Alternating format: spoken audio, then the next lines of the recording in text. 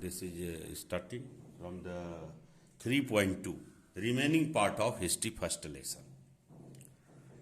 तो यहाँ पर हम लोग जो चर्चा करेंगे, आपका बुक आपके सामने होना चाहिए। कभी भी वो बुक निकाल करके आपको सामने रख करके ही ये सुनना पड़ेगा, तभी आपको हमारी बात को अच्छी तरह से कंसंट्रेशन करना में मदद मिलेगी। यहाँ देखिए, hunger, hardship and popular revolt. Hunger, hardship and popular revolt.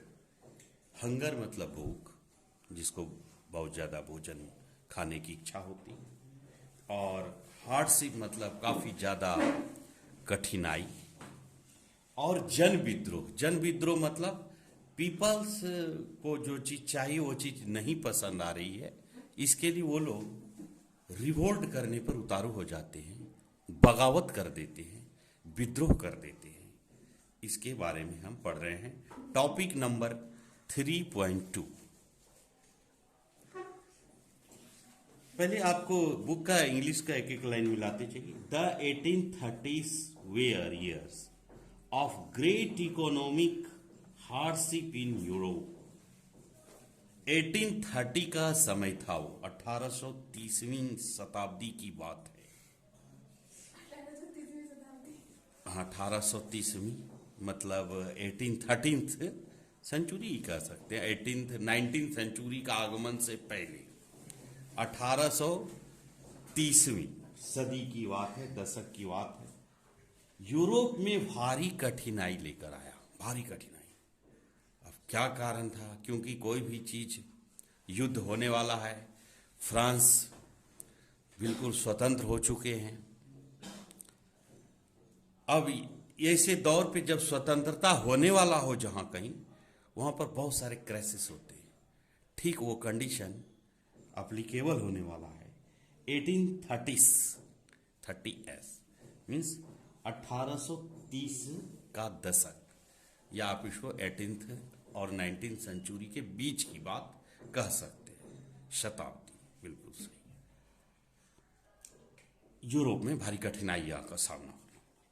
The first half of the 19th century saw an enormous increases in population। बढ़ रही है पॉपुलेशन। 1930वीं सदी बहुत ज़्यादा संख्या में विस्तार हो रहा है। पॉपुलेशन पर कोई लगाम नहीं है, जनसंख्या बढ़ती चली जा रही है ऑल ओवर यूरोप। 19वीं शताब्दी में, 19वीं सदी में, 19th सेंचुरी में प्रथम भाग में यूरोप में जनसंख्या की भारी वृद्धि हुई, बहुत ज्यादा वृद्धि हुई, काफी ज्यादा, बिना आउट ऑफ कंट्रोल होगी। In most countries there were more seekers of job than employment. तो स्वाभाविक है कि जॉब की जब जनसंख्या ज्यादा हुआ तो हाँ, जॉब का भी किल्लत होगा। आज आप इंडिया में भी देख रहे हैं कि जॉब की कितनी किल्लत आती है। झूठ मूठ का सरकार आते हैं, तरह तरह के सब जवाब दिखाते हैं लोगों को, मैं 1 करोड़ को नौकरी दूंगा, 2 करोड़, और यहाँ के लोग भी वैसे ही बेवकूफ़ हैं। सरकार कहाँ से नौकरी लाएगी, वो कोई सोचते नहीं है।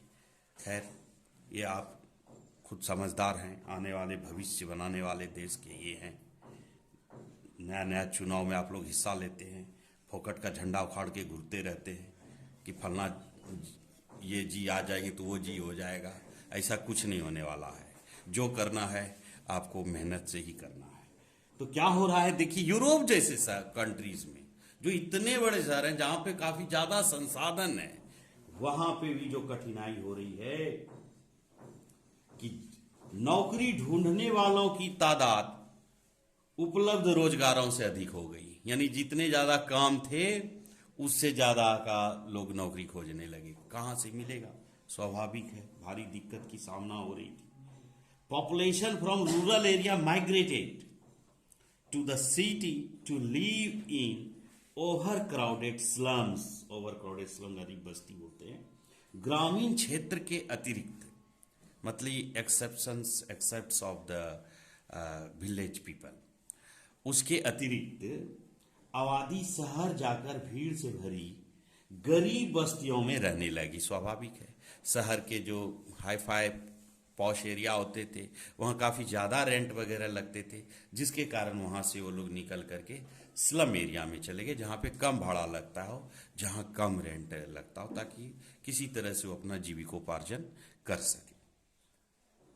Small producers in towns were often faced with stiff competition from imports of cheap machine made goods from England, where industrialization was more advanced than on the continent.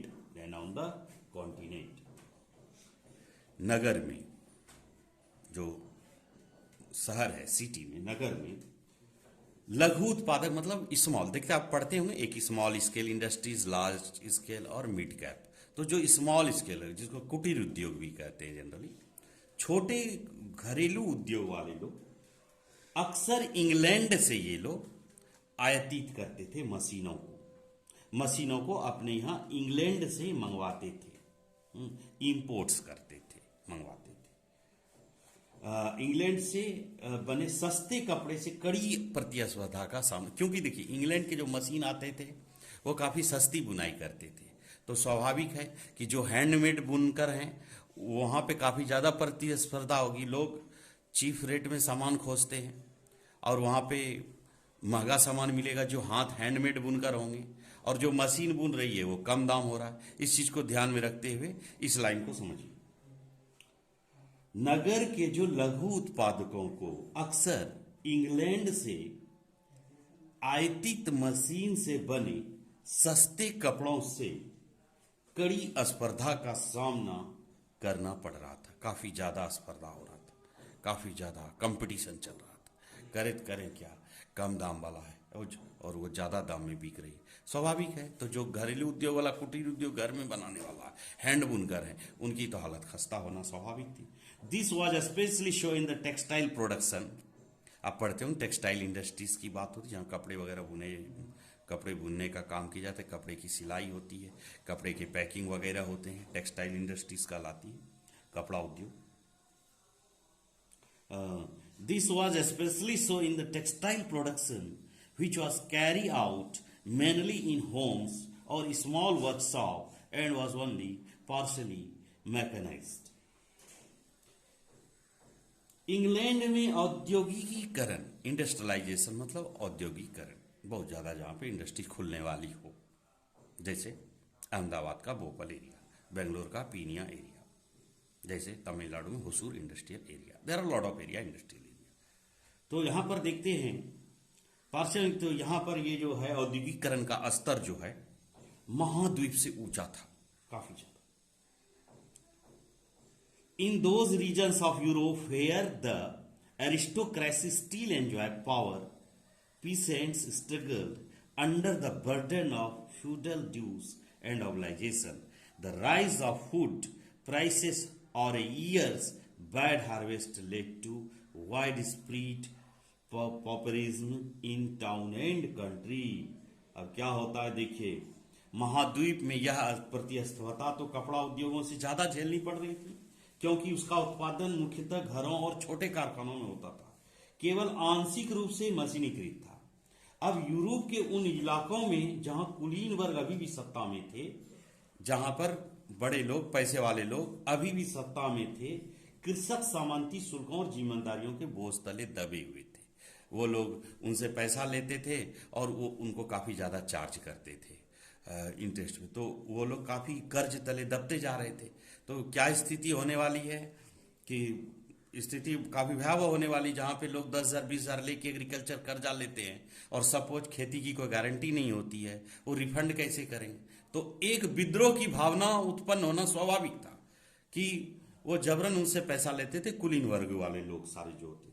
खाने पीने की चीजों के मूल्य बढ़ने या किसी वर्ष फसल के खराब होने के शहर और गांवों में व्यापक गरीबी फैल जाती थी। ये आपको अपने भी कंसंट्रेशन से समझना पड़ेगा कि ये कैसे होता था, कि किसी के ऊपर ज़्यादा दबाव, और कोई व्यक्ति है अगर एक गांव में और वो किसान है, उसको खेती करने के लिए पैसे चाहिए और वो पैसे ले रहे महाजन से, और महाजन को वो रिफंड नहीं कर पा रहे कर्ज सूदखोर महाजन से, तो वो कैसे फिर वो अपना लाइफ को सेटल कर सके। आप जानते हैं सूदखोर महाजन जो होता है उसका चक्रवृद्धि ब्याज चलता है, काफ़ी गांवों में पाए जाते हैं। 5 का 10 रुपया सैकड़ा लेता है, वो भी मंथली हिसाब से रेट ली जाती है। इसी सब को थोड़ा सा विस्तृत करने के लिए नरेंद्र मोदी जी ने कृषि कानून लाने का प्रयास कर रहे हैं कि जो महाजन हो, जो फेक महाजन है, जो बिना पेपर बॉन्ड के लोगों को कर्जा देता है और उसे उल्टा सीधा वसूलता है, उसके जगह बेटर की अगर इंडस्ट्रियलिज्म उसमें इन्वेस्टमेंट कर जाए तो वो जो भी काम करेंगे लिखित करें, क्योंकि अनिल अंबानी आपको मुफ्त का पैसा देने वाला नहीं। वो जो भी होगा पेपर वर्क होगा, और जैसे पेपर वर्क होगा तो बैंक इंटरेस्ट से ज़्यादा 2% ज़्यादा लिया जा सकता है। और बैंक इंटरेस्ट अभी आपको दे रही है 8.5% सालाना, तो 10% ईयरली ले सकता है, और 10% गांव के महाजन मंथली लेते हैं। ये चाह रहे हैं, तो आप सोचिए कि कैसे चाहेगा सूदखोर महाजन कि कृषि कानून के खिलाफ वो कुछ जाए। इसीलिए सोच रहा है कि इसके खिलाफ हो जाए तो जो है कृषि कानून खत्म हो जाए, लेकिन जो होना नहीं है। आगे सुनते हैं, जो भी होना हुए। मैं अपना विचार बताया आपको, आप अपना विचार खुद समझदार हैं। इसके बाद see the nationalism in Europe you are studying now. See that what happened. So right now you have studied about that how hunger, hardship and popular revolt is distracting the European people, that how unemployment is arises due to how the agriculture's peoples get trouble because of the Sudkhor Mahajan. So right now we are going to tell in further the year 1848 was one such year. Food shortage and widespread unemployment brought the population of Paris out on the road. स्वाभाविक है, ऐसी घटना होने के बाद 1848 ऐसा ही एक वर्ष था। खाने पीने की कमी और व्यापक रोजगारी से पेरिस के लोग सड़कों पर उतर आए। Barricades were erected and Louis Philippe was forced to flee. जगह जगह बैरिकेड लगाए गए, लेकिन दिल्ली में बैरिकेड लगी हुई, जगह जगह बैरिकेड लगाए गए, और बैरिकेड मतलब अवरोध कहते हैं, लगाए गए, और लुई फिलिप को भागने पर मजबूर किया गया। ऐसा घेरा कि लुई फिलिप भागने पर मजबूर हो गए वहां के ऐसे कंडीशन को देखते हुए। आगे हम पेज उल्टाते हैं, आप भी पेज उल्टाइए, पेज नंबर 16 इसी के बाद की बात है, ठीक है। पहले पेज में था ए से शुरू करते हैं। A national assembly proclaimed a republic granted suffrage to all adult males above 21 and guaranteed to right to work. यानी नेशनल असेंबली हुई, राज्यसभा का आयोजन जब हुआ तो एक गणतंत्र की घोषणा करते हुए, एक रिपब्लिक की घोषणा करते हुए 21 ईयर्स से ऊपर जितने भी वयस्क पुरुष थे, एडल्ट मेल थे, उनको मताधिकार प्रदान किया। उनको मत देने के लिए बोला गया कि आप जो है सब लोग मत दे सकते हैं, यानी वोट दे सकते हैं। Right to work, national workshop is provided, employment were set up, और काम के अधिकार की गारंटी दी कि गारंटी मैं लेता हूं कि जिसकी उम्र मोर देन 21 ईयर्स है उसका रोजगार मैं गारंटी दूंगा। और रोजगार उपलब्ध कराने के लिए राष्ट्रीय कारखाने भी स्थापित किए गए, तो होना ही था, ठीक है। अर्लियर इन 1845 वीवर्स बुनकर होता है, viewers in Silesia had led a revolt against contractors who supplied them raw material and gave them orders for finished textile, but drastically reduced their payment. बड़ा विचित्र ही तरह से, ड्रामेटिक तरीके से काम तो करवाए भैया, अब पैसे देने में अचानक से कमी कर दी गई। यानी इससे पहले क्या हुआ था घटना, 1845 ईस्वी की बात है। सिलेसिया में जो बुनकर लोग होते थे, वीवर्स होते थे, उन ठेकेदारों के खिलाफ विद्रोह कर दिया, रिवोल्ट कर दिया। जो उन्हें कच्चा माल देकर निर्मित कपड़ा लेते थे। पहले रॉ मटेरियल प्रोवाइड करते थे और उससे पूरा कपड़ा लेते थे, परंतु दाम बहुत कम देते थे। काम ज्यादा, दाम कम। तो स्वाभाविक है कि क्या होगा, द जर्नलिस्ट, एक जर्नलिस्ट हैं, ध्यान से देखिए, जर्नलिस्ट विलहेल्म उल्फ नाम है, भेड़िया नहीं समझिए, विलहेल्म उल्फ नाम है। Wilhelm Wolff describe the events in a Silesian village as follows. पत्रकार विल्हेम वोल्फ ने, पत्रकार जो थे विल्हेम वोल्फ ने सिलेसिया के एक गांव की घटनाएं इस प्रकार बयान की। क्योंकि ये पत्रकार उस समय वहां मौजूद थे, उन्होंने घटनाओं को कुछ इस प्रकार एक्सप्लेन किया। In this village with 18,000 inhabitants, इससे पहले मतलब ये जो गांव में 18,000 आबादी वाले इनहेबिटेंट्स हैं, 18,000 आबादी वाले लोग हैं। Cotton weaving is the most wide spread occupation, जो सूती कपड़ा बुनने का व्यवसाय करते हैं सबसे व्यापक है, और सबसे ज्यादा 18,000 लोग हैं जो सूती कपड़े को बुनते हैं। The misery of the workers is extreme. The desperate need for job has been taken advantage of by the contractors to reduce the prices of the goods they order. श्रमिकों की हालत खस्ता है, काम के लिए बेताब, बेताब मूवी देखे होंगे आप, काम के लिए बेताब लोगों का फायदा उठाकर ठेकेदारों ने बनवाए जाने वाले माल की कीमत गिरा दी। मतलब ऐसा हो गया कि मैं 20 रुपया किलो आपको रॉ मटेरियल ही दूं और आपसे 15 रुपए किलो खरीदूं बना हुआ सामान। क्या होगा, हंगामा, रिवोल्ट, क्रांति। ये पॉसिबल नहीं है। एटलीस्ट उसको कुछ प्रॉफिट मार्जिन देना था। जो नहीं समझ ही रहे होंगे कि कैसे रिवोल्ट की उत्पत्ति हो रही है, क्रांति के जन्मदाता जन्म कैसे लिए जा रहे हैं, कैसे कैसे लोगों के बीच में अविश्वास फैलते जा रहा है, और ये गृह युद्ध की संभावना किस तरह से बढ़ती जा रही है। अब आती है हमारी 4 जून दोपहर 2 बजे की है बात। On 4th June at 2 PM, a large crowd of weavers emerged from their homes and marched in pairs up to the mansions of their contractors, demanding higher wages. स्वाभाविक है भैया, सब लोगों ने मार्च कर दिया, मुझे ज्यादा से ज्यादा पैसे की जरूरत है।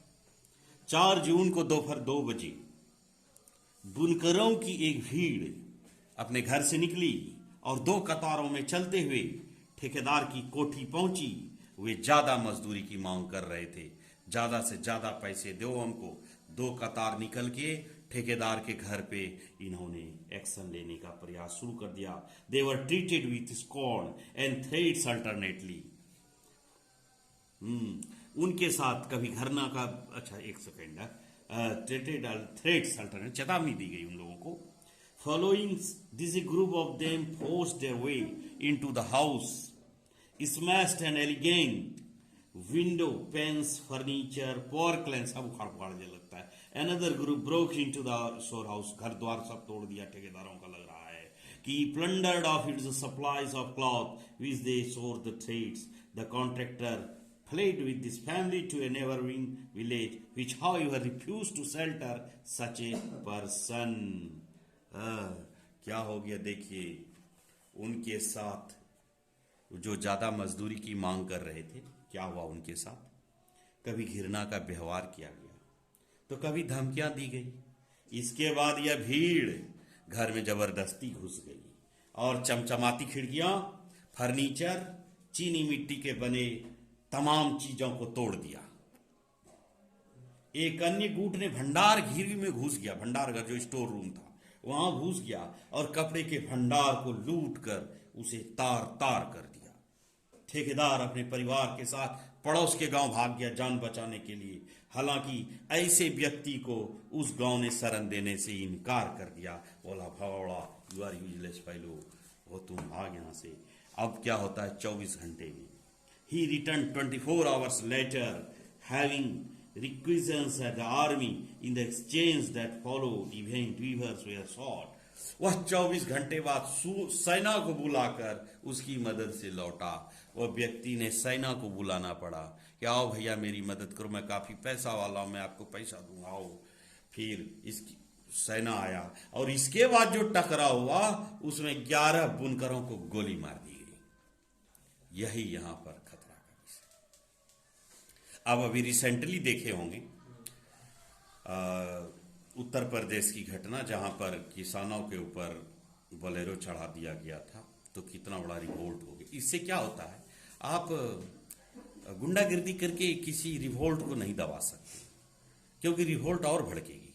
जहां पहले 5,000 लोग थे वहां 50,000 लोग। अब क्या होगा, 11 लोगों को आपने गोली मार के उड़ा दिया सेना को बुला करके। आपको खदेड़ा, ठीक है, आप उनके कारण को समझे नहीं, उनके साथ आपने मजाक किया। जब वो ज्यादा पैसे की डिमांड करे तो आपने उनकी बेइज्जतियां की। You all are the useless fellow. But right now if you start to threaten, then you escape from there and you took the help of the army, and then you come back to your home and you just shot the head of the 11th villagers. Why you have done like this? You are useless fellow. Now see what happened about the revolt, how it's become a big large. What happened then we will discuss now. तो topic number 3.3 पे हम अब आ रहे हैं। 1848 the revolutions of the liberals. 1848 की बात है। अब जो है उदारवादियों ने भाई क्रांति शुरू कर दी। लिबरल्स लोग, ये क्या, कौन है लिबरल्स, इसको देखते हैं हम लोग। उस शहर में निवासी यूरोपियन लोग कौन लोग, उन्हें देखते हैं। Parallel to the revolts of the poor, यानी गरीब के क्रांतियों के पैरेलल, समानांतर। Unemployment and starving peasants and workers in many European countries in the year 1848, a revolution led by the educated middle classes was underway. Middle class लोग भी involve हो गए, सारे वो मटर तटर पीस एंड सब वाले सब के साथ में मिल करके 1848 ईस्वी में जब यूरोपीय देशों में गरीबी, बेरोजगारी और भूखमरी से ग्रस्त किसान मजदूर विद्रोह कर रहे थे, रिवोल्ट्स कर रहे थे, तब उसके समानांतर पैरेलल, मतलब उनके साथ साथ पढ़े लिखे मध्यम वर्ग की एक क्रांति भी हो रही थी। मतलब पढ़े लिखे मध्यम वर्गीय लोग भी उसके साथ साथ एक और क्रांति कर रहे थे, क्योंकि उन्हें लग रहा था कि ये लोग जेन्युइन हैं, इन लोगों का वाजिब समस्या है और इसका जरूर से जरूर समाधान होना चाहिए, क्योंकि इनके ऊपर अत्याचार हो रहा है और इस अत्याचारियों को छोड़ा नहीं जाना चाहिए। फरवरी 1848 की बात है। European countries in year 1848 a revolution led by the middle class were what, ठीक है। Events of February 1848 in France had brought about the abdications of the monarch and republic based on universal male suffrage had been proclaimed. In other parts of Europe, we will see first what happened here. In other parts of Europe, where independent nation state did not yet exist, such as उस समय तक ये सब चीज नहीं थे, वो मतलब एक जोन में नहीं आते थे ये सब, जैसे Germany, Italy, Poland, Austro Hungarian empire man and women, the liberal middle classes combined their demands for constitutionalism with national unification. They took advantage of the growing popular unrest to push their demand for creation of a nation state on parliamentary principles, a constitution, freedom of the press and freedom of association. स्वाभाविक है कि सब चीजों की स्वतंत्रता चाहिए, हमें भी रहने के समानताओं का अधिकार चाहिए। हालांकि सब लोग अलग अलग थे, फिर भी सब लोग एक साथ मिलकर के ये एक मुद्दा बना रहे थे, मुद्दा को उठा रहे थे। फरवरी 1848 की घटनाओं से पहले ये देखिए कि हुआ क्या। मध्यम वर्ग की ये यहाँ तक का टॉपिक है जिसको हम आपको एक्सप्लेन कर रहे हैं, ध्यान से समझिएगा, शुरू से एक बार समझिए कि 1848 में जब यूरोप के कंट्रीज में गरीब, बेरोजगार और भूखमरी से ग्रस्त लोग जब विद्रोह कर रहे थे तो उनके साथ साथ एक मध्य कुलीन वर्ग लोग, मध्यम वर्गीय लोग, ये लोग भी विद्रोह करना शुरू कर दिए थे। फरवरी 1848 की घटनाओं से राजा को गद्दी छोड़नी पड़ी थी और एक गणतंत्र की घोषणा की गई जो सभी पुरुषों के सार्वत्रिक मताधिकार पर आधारित था। लेकिन ध्यान देने वाली बात है कि यहाँ पर जो वोट देने की जो कला दी गई थी सिर्फ पुरुषों को दी गई थी। महिलाएं जो हैं, औरतें जो हैं, लेडीज जो हैं, अभी तक वोट देने का ऑथोरिटीज नहीं लगता। देखिए कैसे कैसे विद्रोह आगे बढ़ रही है, कैसे कैसे प्रॉब्लम सॉर्ट आउट होते जा रहे हैं। जब सब लोग खड़े हो गए, अब तो कुछ न कुछ, राजा गद्दी छोड़ के भाग गया। यूरोप के अन्य भाग में जहां अभी तक स्वतंत्र राष्ट्र राज्य अस्तित्व में नहीं आए थे, मतलब एक साथ ये लोग नहीं थे और सब लोग एक्चुअली गुलामी के ही जंजीरों में जकड़े हुए थे, जैसे Germany, Italy, Poland, Austro Hungarian साम्राज्य, वहां का भी जो उदारवादी मध्यम वर्ग लोग थे, उदारवादी मतलब सब लोगों के भलाई चाहता वाला लोग, वो धर्म के चश्मे से नहीं देखता, वो जस्ट एक ह्यूमैनिटी के चश्मे से एक दूसरे को देखता है। वहां के उदारवादी मध्यम वर्ग के स्त्री पुरुष, लिबरल मध्यम वर्गीय जो स्त्री पुरुष थे, वो संविधानवाद की मांग राष्ट्रीय एकीकरण से जोड़ के कर रहे थे कि हमारा जो कॉन्स्टिट्यूशन हो एक साथ हो और सब लोग मिलकर के एक साथ एक प्लेटफॉर्म पर आए ताकि हमें संविधान की पक्का मिले और ऐसा संविधान हो जो सबके लिए उपयुक्त हो। उन्होंने बढ़ते जन असंतोष का फायदा उठाया और ये तभी संभव था जब लोगों के बीच असंतोष की भावना है, मतलब they are not satisfied at the time of the kingdom, so they need the some separation. अब peoples are waiting, who will think about the people?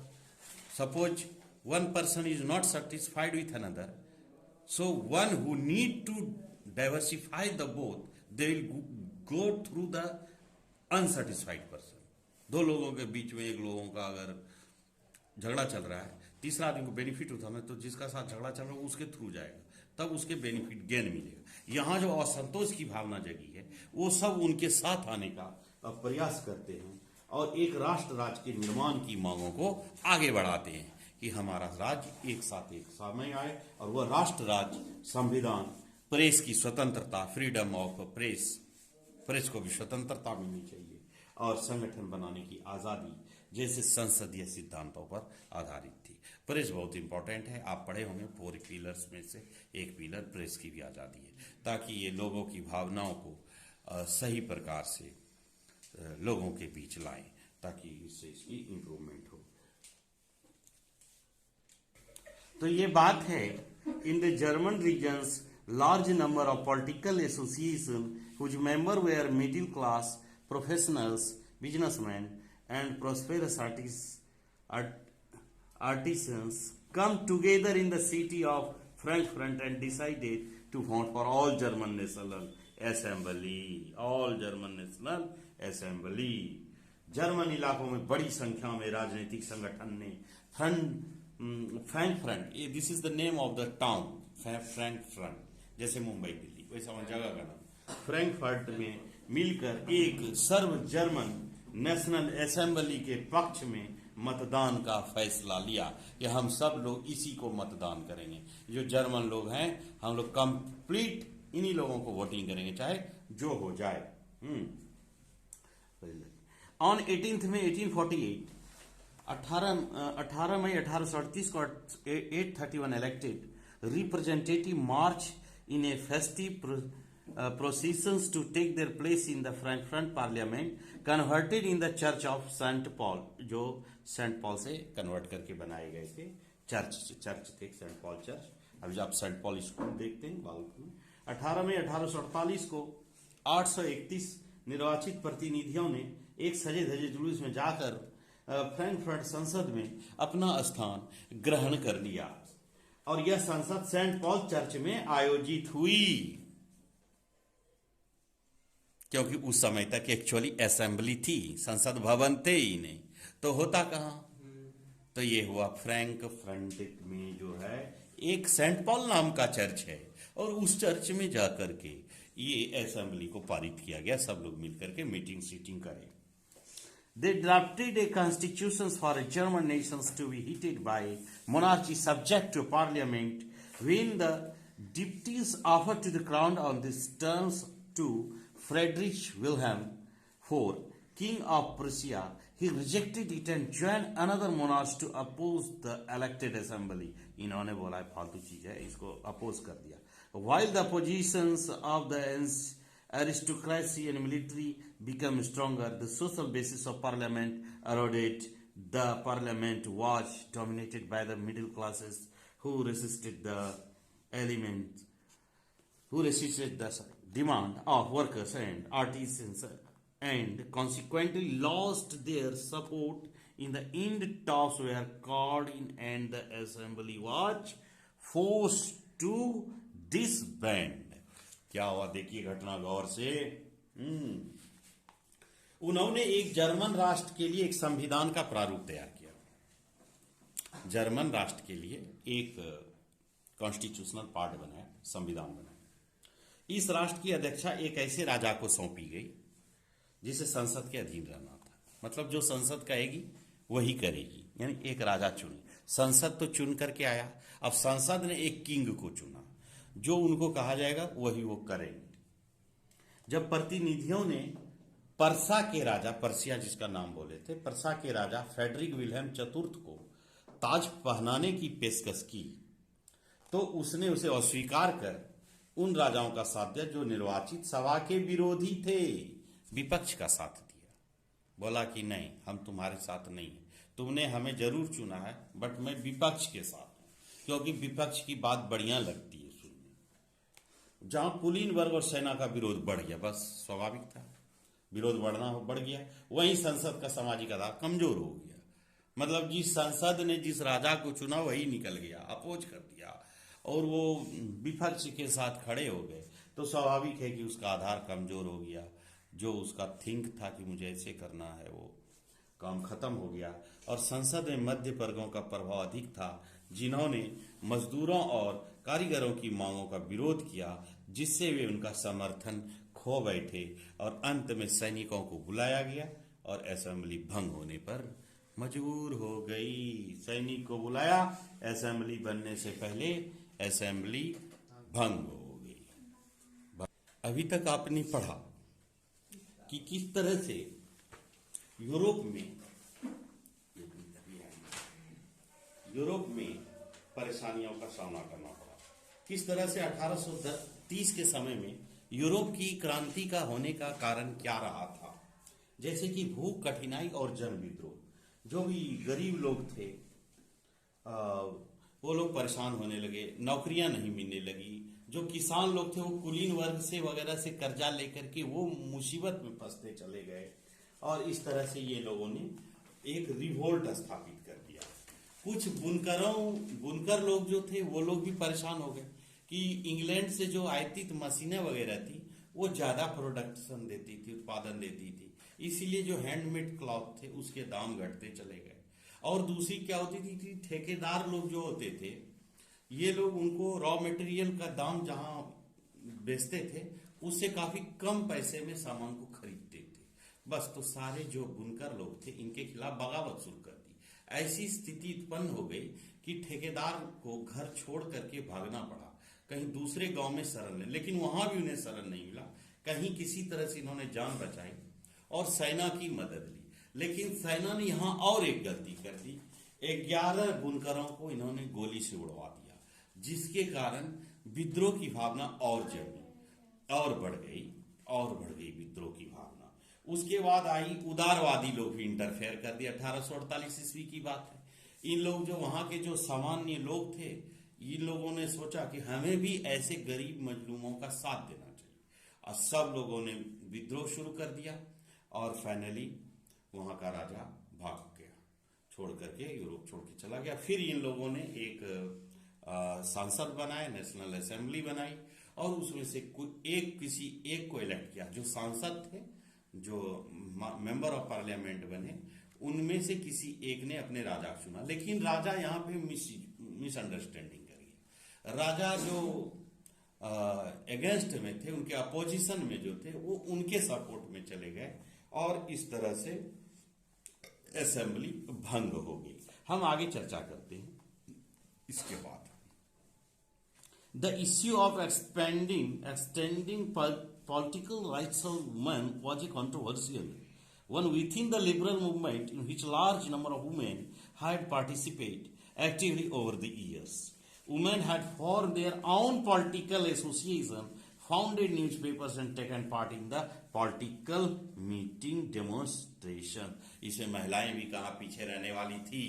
अभी तक की जो बात थी ये थी, अभी तक पुरुष लोग ही इंटरफेयर कर रहे थे, पुरुष लोगों को ही मतदान का अधिकार मिला था, लेकिन फाइनली हुई कि महिलाएं भी इंटरफेयर करी।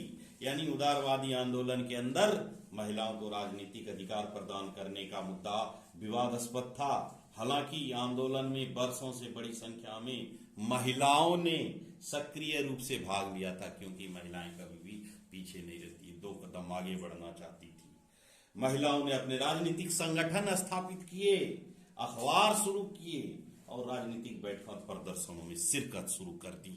जिस तरह से आपने पढ़ा था अभी, शालीन बाग में महिलाएं लोग ही बैठ रहे थे धरना प्रदर्शन पे, ताकि मर्द लोगों को कोई उखाड़ पछाड़ सकता, औरतों को कौन हाथ उठाएगा, चाहे कोई भी रहे। तो आप देखें इस तरह से घटनाएं, तो यहाँ पर भी ये औरतें लोग जो है इन्वॉल्व हुई। चलिए यहाँ सेक्शन सी में देखते हैं कि क्या की लिखकर कोई how were liberty and equality for women to be defined, मतलब जो समानता और स्वतंत्रता औरतों के लिए किस तरह का होता है। और ये देख करके आपको समझ में आता है कि बहुत सारे इवेंट आप देखते होंगे भारतीय संस्कृति में भी बहुत सारे बहन वगैरह हैं लेडीज लोगों को, तो हम ये इनके विचारों को पढ़ते हैं जो बुक में लिखे गए। The liberal politicians Karl Welckers and executive member of the Frankfurt parliament express the following views. Nature has created men and women to carry and different functions. Men the stronger, the bolder, and freer the two has been destined as protector to the family. Its provider meant for public takes in the domain of law. Production defends women. The weaker depends and time requires the protection of men. आदमी लोगों के protection की जरूरत पड़ती है. Her sphere is the home and the care of the children. That is the home, the care. Do we require any further proof that given such differences, equality between the sex would only endanger harmony and destroy the dignity of the family? Louis Otto Peters, 1819-95, was a political activist who founded a Women's General and subsequently a feminist political association. The first issue of her newspaper, 21st April 1849, carried the following editorial. Let us ask how many men possessed by thoughts a living and dying of the sake of liberty would be prepared to fight for the freedom of the entire people of all human beings. When asked these questions, they would all too easily respond with a yes, though their untiring efforts and intent for the benefits of only one half of humanity men, but liberty is indivisible. Free men therefore must not tolerate it to be surrounded by the unfree. An anonymous reader of the same newspaper sent the following letter to the editor of 25 June 1850. It is indeed ridiculous and unseasonable to deny women political rights, even though they enjoy the right to property which they make use of. They perform functions and assume responsibility without, however, getting the benefits that accrue to men for the same. Why this injustice? क्यों ladies के लिए अलग, gents के लिए अलग, इसके बारे में पढ़ेंगे. Is it not a disgrace that even the stupid castle's herder possesses the right to want simply because he is a man, whereas the highly talented woman owning considerable property are excluded from his right, even though they contributed so much to the maintenance of the state. One second. तो इस तरह से हम देखते हैं कि इन्होंने बोला कि how were liberty and equality of women to be defined, स्वतंत्रता और समानता महिलाओं के लिए क्या अर्थ था, लेडीज क्या समझते थे, इस सिलसिले की हम बातें करती हैं। उदारवादी राजनीति कार्ल वेलकर ने, जो फ्रैंकफर्ट संसद के एक निर्वाचित सदस्य थे, निम्नलिखित विचार व्यक्त किए। इन्होंने कुछ इस तरह से बात रखी अपनी, वो बात थी प्रकृति ने पुरुषों और महिलाओं को अलग अलग कार्य करने के लिए निर्मित किया है। पुरुष are different than the ladies. पुरुष जो ज्यादा ताकतवर है, मेल जो ज्यादा ताकतवर है, दोनों ज्यादा निर्मित और मुक्त है, उसे परिवार का रखवाला और भरण पोषण करने वाला बनाया गया है। यानी इस तरह से आप देखो, मर्द को बैल भी कहा जाता है ताकि वो मेहनत करे, पैसे कमाए और अपने परिवार की सुरक्षा करे अच्छी प्रकार से। परिवार का रखवाला भरण पोषण में बनाया गया और वो कानून उत्पादन तथा प्रतिरक्षा के क्षेत्र में सार्वजनिक कार्यों के लिए है। महिला जो कमजोर, निर्भर और दब्बू है, उसे पुरुष की सुरक्षा की आवश्यकता है। तो महिलाएं, लेडी हैं, उनको एक्चुअली पुरुष के हेल्प की जरूरत पड़ती है, सुरक्षा की आवश्यकता पड़ती है। उसका क्षेत्र ऐसे आज के समय में ऐसी अभी स्थिति नहीं है, उस समय की बात है 1800। अभी तो महिलाएं जो है बहुत ही खतरनाक हो गई है, कुछ भी कर देती है रोड चलते।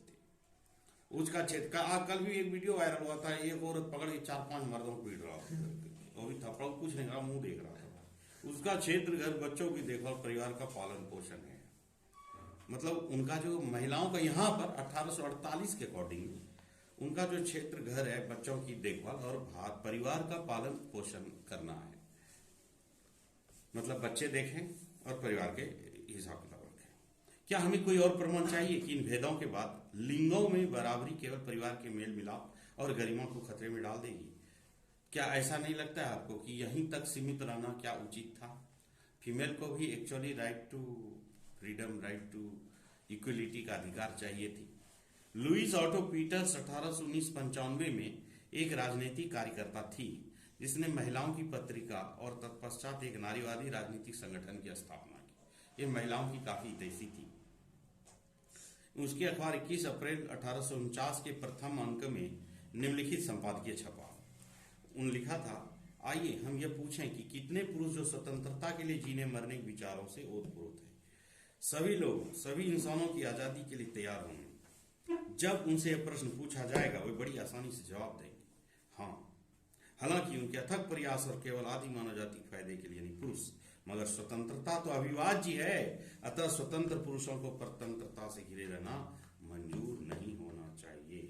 उसी अखबार के एक अनाम पाठक, जिसका नाम नहीं, 25 जून संपादक को एक पत्र भेजा। इसके जवाब में इन्होंने लिखा कि आप मर्द की तो बात ठीक है कर रहे हैं, महिलाओं को राजनीतिक अधिकारों से वंचित रखना वाकई बेतुका और अविवेकपूर्ण है, जबकि उन्हें संपत्ति का अधिकार है जिसका इस्तेमाल करती है। मतलब कमा लाते सारे पैसे औरतों को देती, औरतों पूरा पैसा उड़ाती, मौजा करती, तो उनको भी आप काम करने को अधिकार दीजिए। खाली मुफ्त का पैसा उड़ाना का नहीं, जिम्मेदारियां उड़ाती। हालांकि इन्हें वे लाभ नहीं मिलते जो उसी के लिए पुरुषों को मिलते। यह अन्याय क्यों भाई? पैसा कमाया कोई, उड़ाया कोई।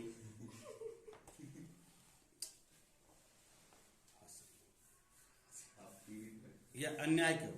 क्या यह लज्जा की बात नहीं है कि सबसे मूर्ख मवेशी पालक को मत देने का अधिकार सिर्फ इसलिए क्योंकि वह एक पुरुष है? यानी कोई मवेशी पालक है, मतलब कोई कैसल ग्रेजिंग चलाता है, गाय भैंस भेड़ा बकरी चलाता है, और वो मूर्ख है, बट वो मर्द है तो वो वोट दे सकता है। लेकिन क्या एक औरत वोट नहीं दे सकती? क्यों? खाली वो घर को ही चलाने का अधिकार है, खाली पैसा को खर्च करने का अधिकार है, पैसा उड़ाने का अधिकार है। उसके साथ साथ इसलिए क्योंकि वह एक पुरुष है, जबकि अत्यंत काबिल महिलाओं को, अत्यंत काबिल, जो बहुत पढ़ी लिखी, टैलेंटेड है, नॉलेजेबल है, इसी हक से वंचित रखा जाता है। यद्यपि ये राजकीय आंकड़ों में इतना ज्यादा योगदान नहीं देती है, लेकिन आप इनको क्यों वंचित करते? वोट दे सकती है, बोलो ये पैसा नहीं कमाए, कोई दिक्कत नहीं, लेकिन ये तो पढ़ी लिखी है, इनको भी तो अपना समाज चलाने का अधिकार है। और यहाँ पर एक नए शब्द की जो उत्पत्ति हुई है, वो शब्द है फेमिनिस्ट। फेमिनिस्ट यहाँ अंडरलाइन में है, आप देख सकते हैं, फेमिनिस्ट है, feminist awareness of women's rights and interact based on the belief of the social, economic and political equality of the genders. यहाँ पर पता चल रही है नारीवाद स्त्री पुरुष की सामाजिक, आर्थिक एवं राजनीतिक समानता की सोच के आधार पर महिलाओं के अधिकार और हितों का बोध। यानी इसको कहते हैं नारीवाद, यानी नारी की फैसिलिटी हो, नारी को बढ़िया किया जा सके, नारी का डेवलपमेंट हो, नारी भी वोट दे पाए। नारी मतलब लेडी, नारी आपने सुना कि नारी मीन्स लेडीज, वुमेन्स, उनको भी वोट देने का पूरा अधिकार है। क्योंकि इन्होंने तुलना भी सही किया है कि एक मूर्ख वोट दे सकता है, पढ़ी लिखी नारी क्यों नहीं दे सकती, और लेकिन उससे पहले वो फैसिलिटी नहीं थी। हमारे इंडिया में भी अभी वोट देने का अधिकार लड़की लोगों को 18 साल का कर दिया गया, जहाँ तक पुरुषों में अधिकार 21 साल तक, 21 साल तक है। लेकिन ये बहुत साल पहले की बात है, उस समय था नारी को अधिकार 21 और पुरुषों को तो 25, और वही उसके मैरिज का भी अधिकार माना जाता है। लेकिन जैसे जैसे जनसंख्या बढ़े, लाइफ स्टाइल बदले, उसी तरह से ये एज डिक्रीज भी होते जा रहे हैं। इसको आप बायोलॉजी में पढ़ करके भी, सेक्सुअल रिप्रोडक्शन में भी आप समझ जा रहे हैं। Thank you, nice to watch this complete video.